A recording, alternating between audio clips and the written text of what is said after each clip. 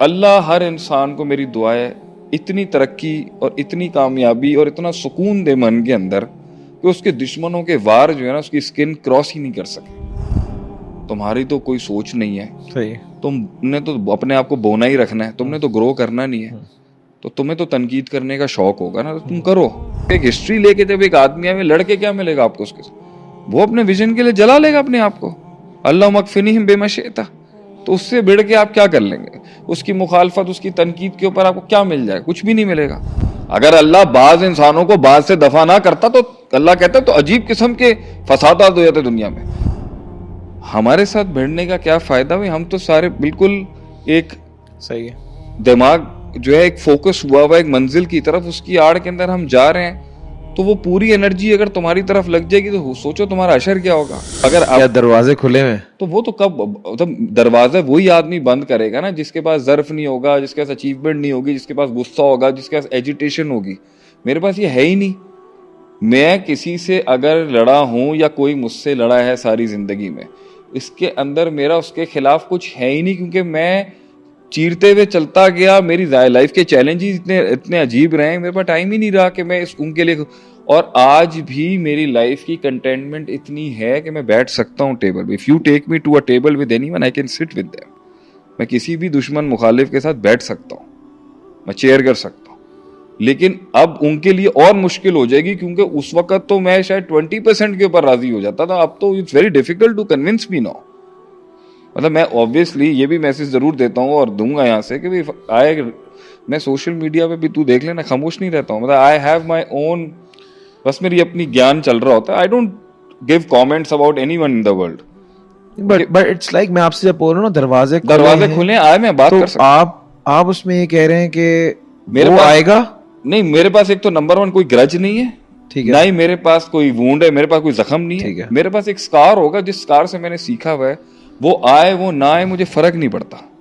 लेकिन मैं अपना अखलाक, अपना एहतराम, अपनी तमीज़ अपने दुश्मनों के लिए भी उतनी ही रखता हूँ जितनी मैंने अपने दोस्तों के लिए भी रखी है कभी। तो अगर वो आएंगे इसलिए नहीं, क्योंकि ऑब्वियसली जिस जगह पे हमला हुआ है और जिस तरह से उन्होंने, इसलिए कहते हैं ना दुश्मनी ऐसे करो कि कल को टेबल पे बैठ सको, और दोस्ती इस तरह रखो कि कल को you can say good by two someone.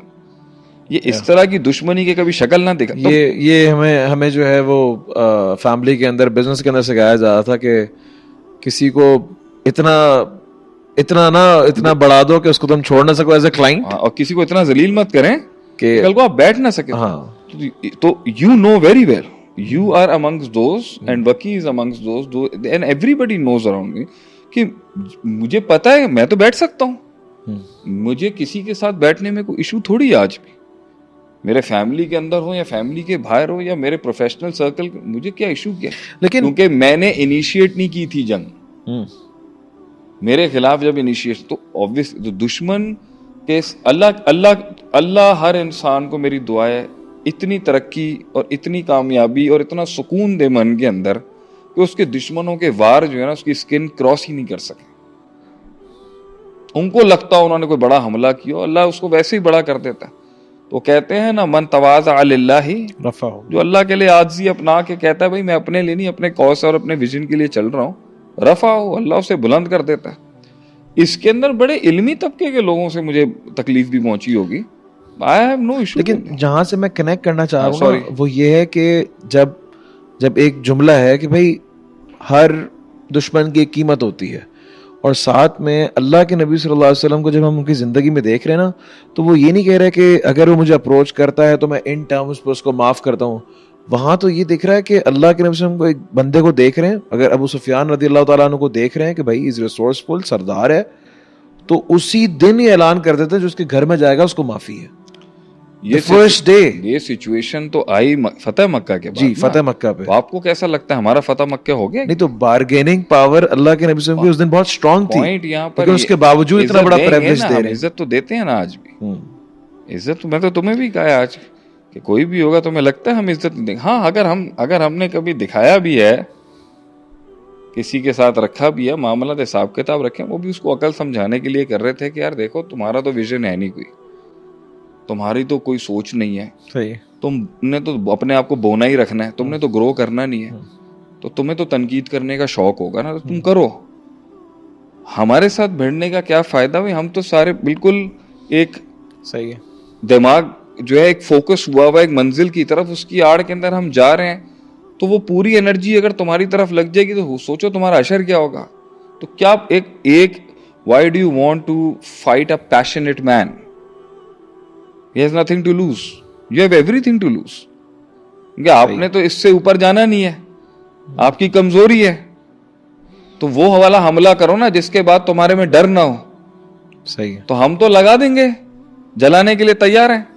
तो ऐसे बंदे से क्यों भिड़ रहे हो जो अपने विजन की खातिर एक हिस्ट्री लेके आया हुआ है? और यही मैं औरों को भी इशारतन समझा रहा हूं कि एक हिस्ट्री लेके जब एक आदमी आए, लड़के क्या मिलेगा आपको उसके साथ? वो अपने विजन के लिए जला लेगा अपने आप को। अल्लाह मकफिनीहिम बेमशीअता। तो उससे भिड़ के आप क्या कर लेंगे? उसकी मुखालफत, उसकी तनकीद के ऊपर आपको क्या मिल जाएगा? कुछ भी नहीं मिलेगा।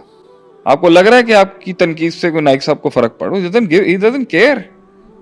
उनको वो तो क्या हिला लेंगे आप उनका? अगर आप पूरे मुल्क के भी दरवाजे बंद कर देंगे तो आपको क्या लगता है उनको फर्क पड़ता है?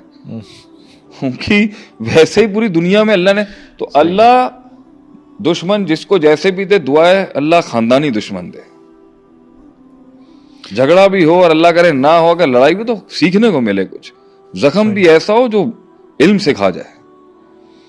एक स्ट्रैटेजी पॉइंट ऑफ व्यू से आप क्या कहते हैं, क्या दुश्मनों के अंदर भी रिसोर्स होता है जो आपके काबिल इस्तेमाल हो सकता है? अगर दफ और शर बेशर ना हो, उसूल शरीयत का कि शर को शर से ही, वलाउला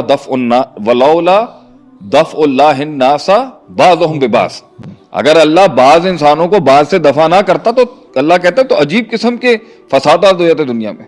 सो अगर मैं, कहते ना, the enemy of my enemy is my friend, तो ये तो स्ट्रैटेजी का पार्ट है कि अगर किसी भी मुखालफत के मुकाबले में एक दूसरी दुश्मनी खड़ी हुई है तो ऑब्वियसली मैं उससे क्यों नहीं बात कर सकता? नहीं, माय क्वेश्चन इज के समथिंग, देखिए उसमें लोग तो रिसोर्स हो पागल है सकता है ना। लोग तो बेवकूफ होते हैं, लड़ रहे हैं। हाँ। अब आपको, बिकॉज दैट्स हाउ मैंने आपको देखा, मैं इसलिए लेके आया मैंने असल में पता है क्या कि दुश्मनों की सफों के अंदर भी आप देखते थे यार इसको उड़ाओ, तो ये रसूल सल्लम की इसको बुलाओ। आप सल्लम की जिंदगी के अंदर सबसे बड़ा करीना ये था कि आप सल्लम ने ये दुआ मांगी, अल्लाहुम्मा आइज़ल इस्लामा बे अमर बिन हशाम और उमर बिन खत्ताब, कि अल्लाह, अमर बिन हशाम का नाम अबुल हकम था, द फादर ऑफ विजडम, और खूबसूरत हैंडसम मेल था ये उस टाइम पे। He was a very good looking man, good representation.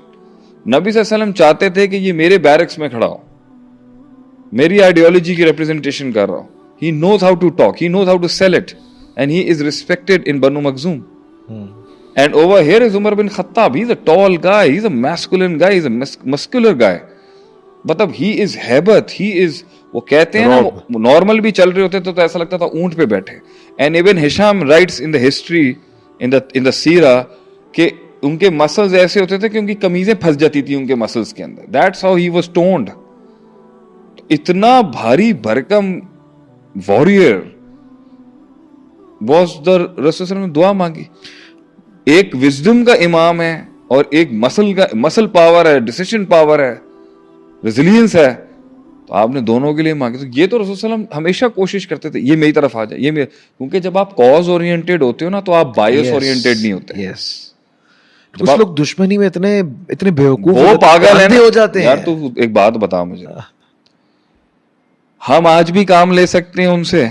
Definitely, मेरे पास जेडीज रेडी है। तुम तो माइक्रोस में, you are the CEO of the entire organisation, you know every micro management happening in अलमिद्रार।